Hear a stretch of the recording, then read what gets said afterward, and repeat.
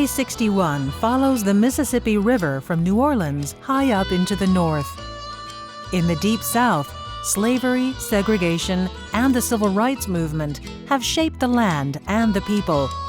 The way of life is best expressed in music, the blues. In Louisiana, the French-speaking Cajuns have their own particular kind of blues.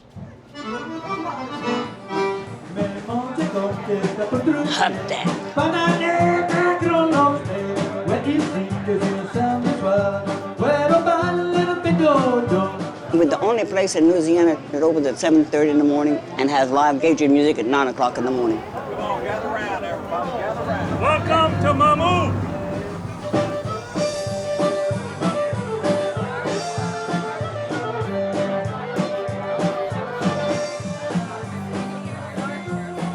I don't allow any kissing, lip kissing. It goes further if you get to lip kissing.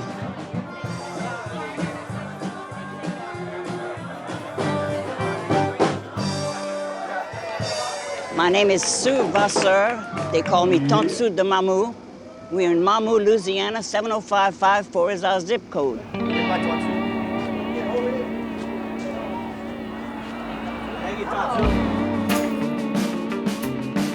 I'm Alex Fono. I'm also a bartender here at Fred's Lounge.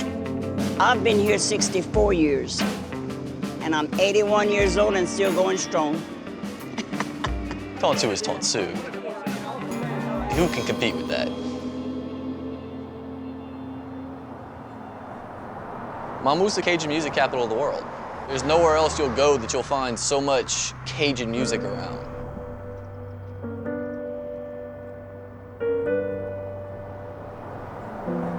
We had what they call the strip queue. We had 5 bars on this side of the street. We had 3 on the other side of the street. That's the only industry we have here in our small town. We open every Saturday of the year. Regardless if it's Christmas or New Year's, we're open.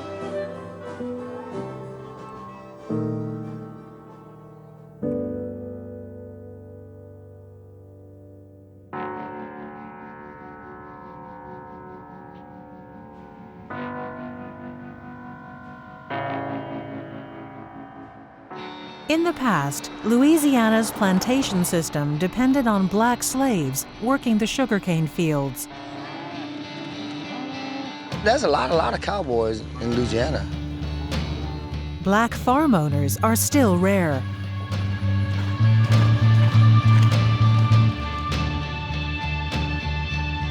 My name is Gino Delafosse.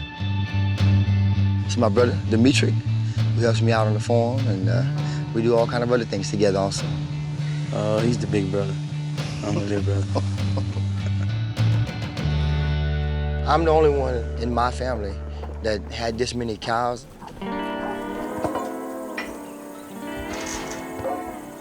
Very white. I don't want her to go forward. Just give a little bit of slang.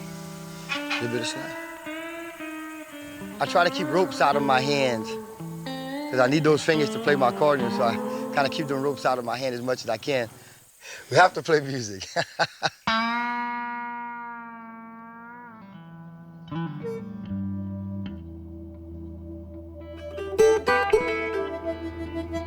The route leads from the prairie of Louisiana to the biggest swamp in the United States, the Atchafalaya Basin, a Native American word for long river.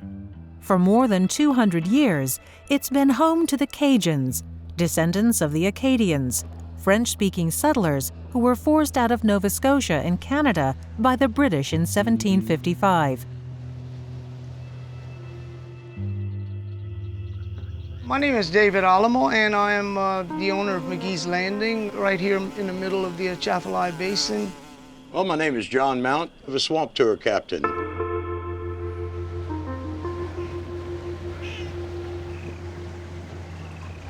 The first original Acadians were originally thinking they were coming up the Mississippi River going to New Orleans, but they completely missed the mouth of the Mississippi.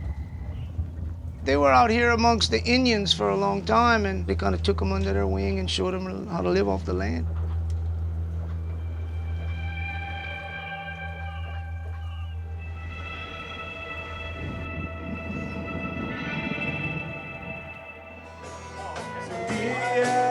Cajun culture is now becoming a phenomenon. People are really interested in knowing what it's all about and how it preserved for all these years.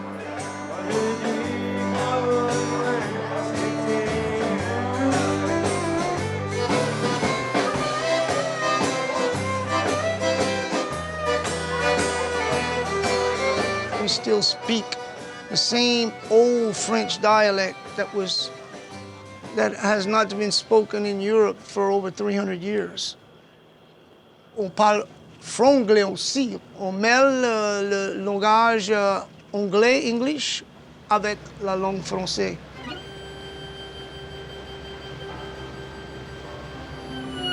The hurricane to us Cajuns is an everyday occurrence almost. They come every year. We've had a lot of practice, I can tell you that, through the years. Absolutely. I've rebuilt that building, McGee's Landing, completely twice. We take it like we have to. We take it like men.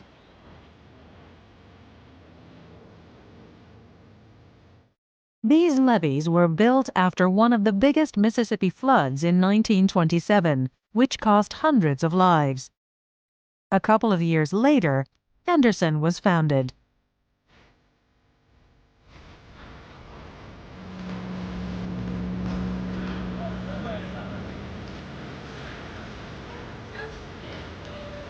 This hat right here is for real.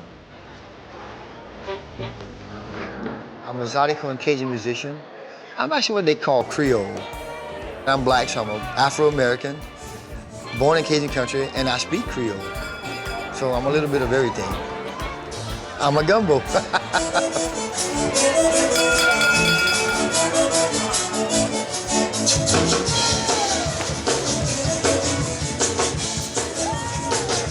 We work hard during the week, play hard on the weekend.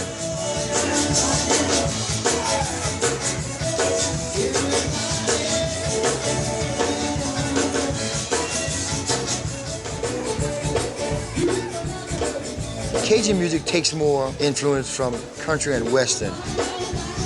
Zydeco music, on the other hand, takes more influence from the blues side of things. When I was a young boy playing in my dad's band, anytime we played a dance in some of the Zydeco clubs, if we saw a white person come in that club, we knew that they weren't from Louisiana. The funny thing about me, although I'm a black Zydeco band, 98% of my audience is white.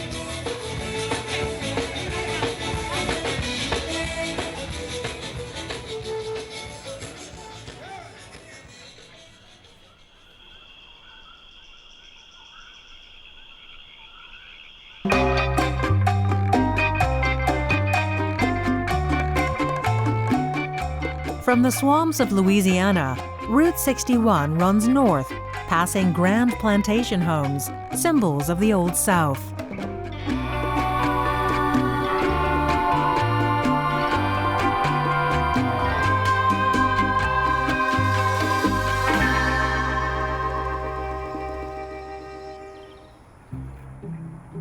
My name is Ann Butler, and this is Butler Greenwood Plantation in St. Francisville, Louisiana. This is kind of a little island of Anglo culture in the midst of a sea of French and Creole. My family came in the 1770s, and they grew cotton. This is kind of an unusual property because it's still in the original family and still a full-time family home. We do tours every day for people from around the world. We have a lot of black visitors here. We certainly don't glorify slavery or even excuse it, but it's a fact.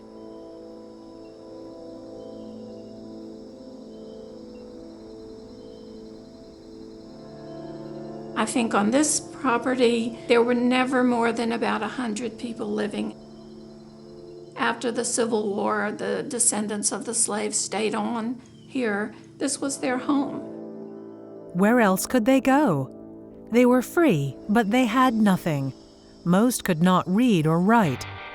When the Civil War broke out between the North and the South, there were more than 4 million slaves. The fighting lasted 4 years, and more than 600,000 Americans died. In 1865, the South surrendered, slavery was abolished, and many plantations were burned to the ground. In the suffering of the African plantation slaves lies the roots of blues music.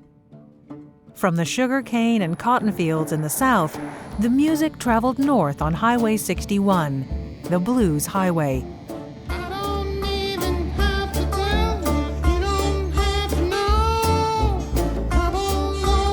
My name is Luther Brown. I'm not from the Delta, but I came here to develop the Delta Center for Culture and Learning, which has the mission of promoting the heritage of the Mississippi Delta. The Mississippi Delta has played a very important role in American history, but that role is largely associated with other places instead of its rightful home, the Mississippi Delta.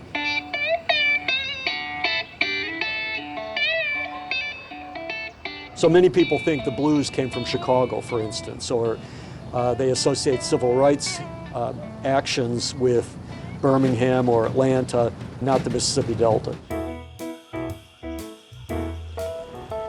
Thanks to Luther Brown's efforts, more than 150 blues trail markers have been put up to highlight places and people important to the blues.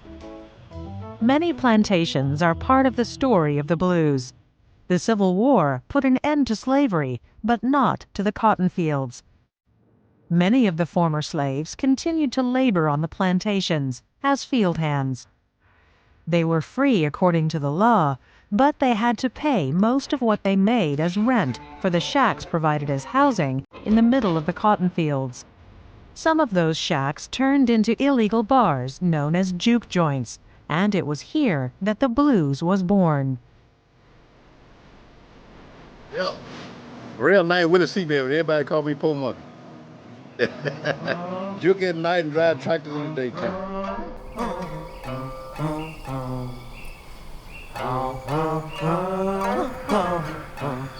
I've been around here all of my life.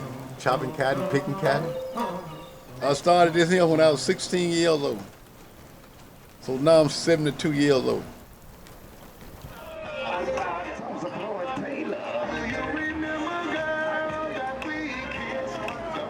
People from all over the world come in.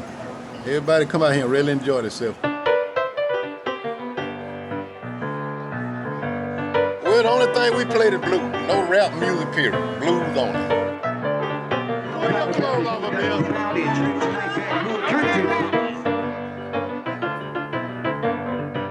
If you really want to find where real music came from, it ran up Highway 61.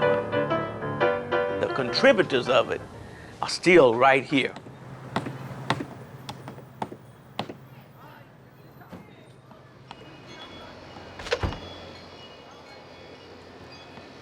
My name is Herman Johnson, and this is my son. I'm Darrell Johnson. I'm a pastor here in Mound Bayou, Mississippi. Mound Bayou is the oldest and largest all-black city in America. But one thing we need to say is we do not discriminate. Mound Bayou was founded by former slaves. The town became a symbol of self-empowerment and freedom. The citizens built houses, schools, and in 1942, their own hospital.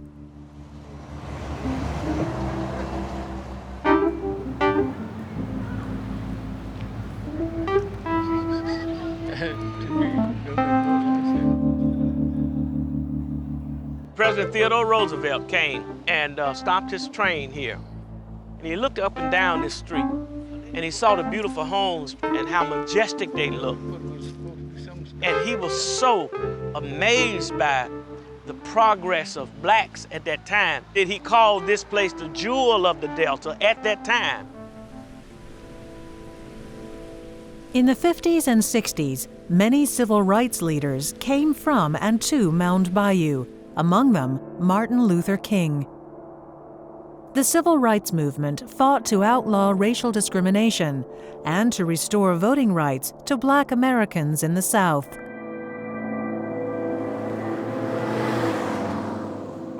people came to Mound Bayou because they couldn't go anywhere else. Civil rights opened the door where we can go in anywhere. Highway 61 continues on through the Mississippi Delta. Mississippi is among the states with the highest obesity and illiteracy rates and the lowest income in all of the country.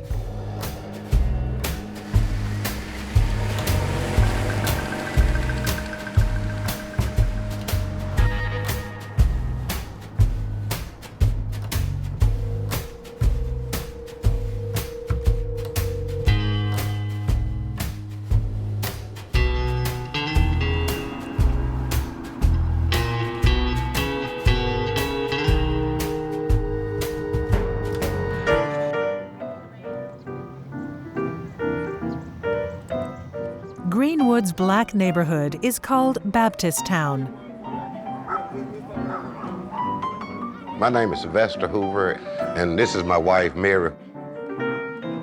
Running from the camera, set it up here on this thing, that's bag it up. This is the poorest district in the United States, right here, Baptist Town.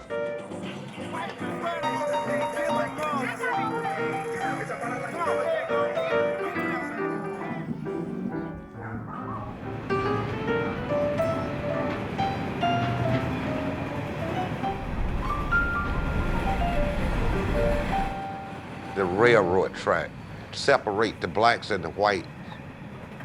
If you was black, you did all your business on this side of the track.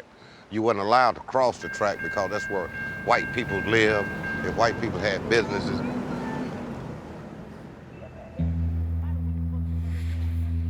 We picked cotton, chopped cotton, did it all. That's the hardest job you can do. We would be in the cotton field working, the older people sang the blues. They was gonna sing it from sun up to sundown, because that's what made the blues. Bad circumstances, hard work. You living on hope.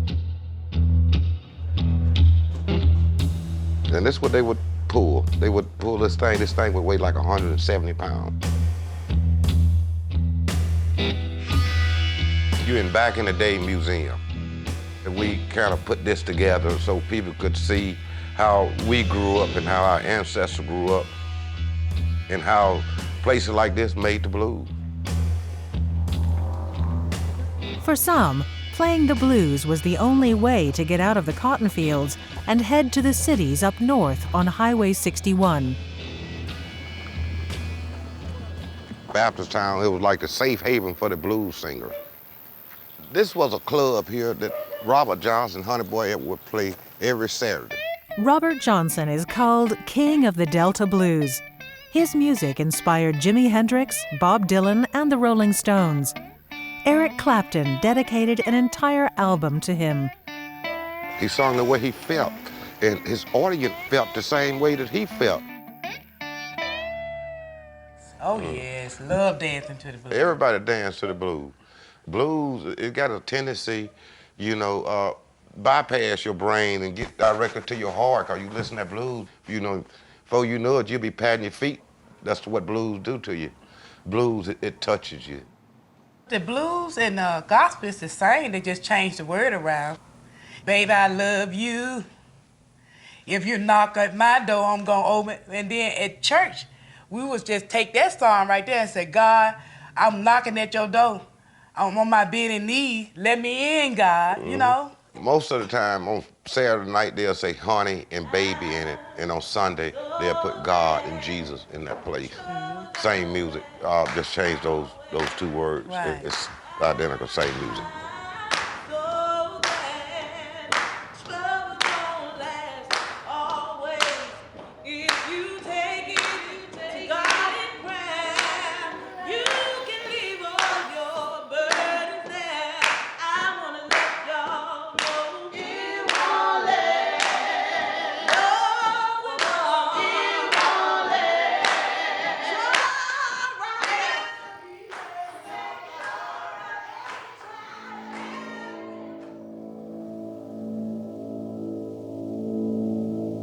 I lived on Money Road, about 50s, 60s, and early 70s. She had houses like 5 foot apart all the way down this road, on both sides of this road.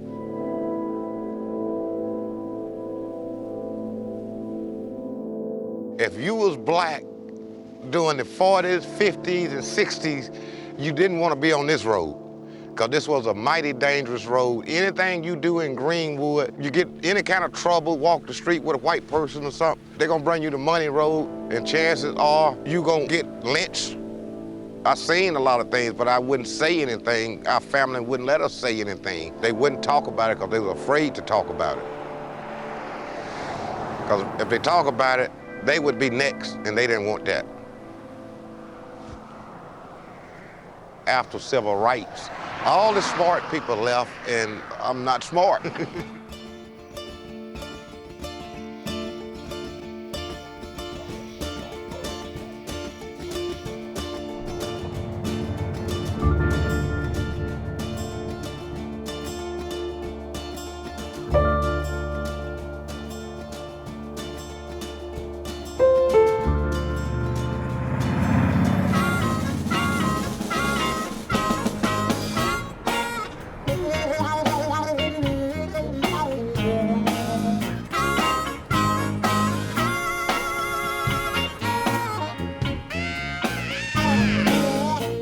It was necessary to tell people, hey, Elvis was born in Tupelo.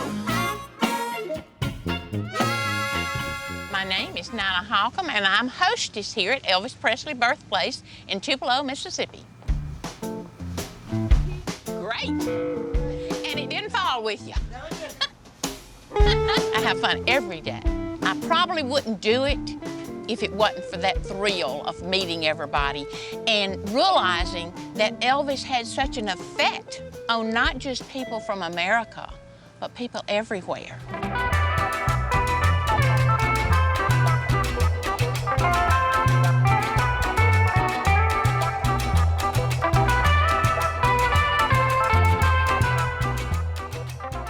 Elvis left Tupelo behind, but brought the music with him. His world fame started here in Memphis, Tennessee. Route 61 brought the blues from the cotton fields to the big cities further north. In the early 1900s, Beale Street in Memphis was filled with clubs, restaurants, and shops owned by African Americans. As a teenager, Elvis listened to the music of Black America here, the blues.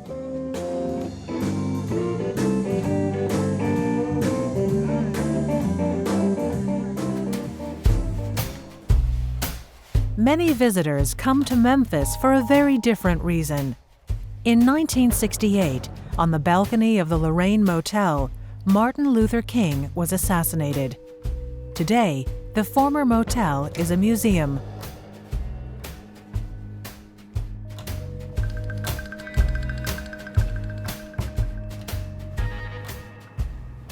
One of my co-workers on one of his tours, 2 older white women asked him, if we're not supposed to call you the N-word, what are we supposed to call you? I'm Ziera Smith. I'm the lead tour guide here at the National Civil Rights Museum. I'm from Memphis, Tennessee, born and raised. I'm a Southerner. Sometimes they say like the South is its own country, and then it's the South, and then it's the rest of the country. Less than 50 years ago, the Voting Rights Act was passed. We've come this far in less than 50 years. So the next 50 years, where will we be then? Blues comes from people's struggles. That's where you get the blues from.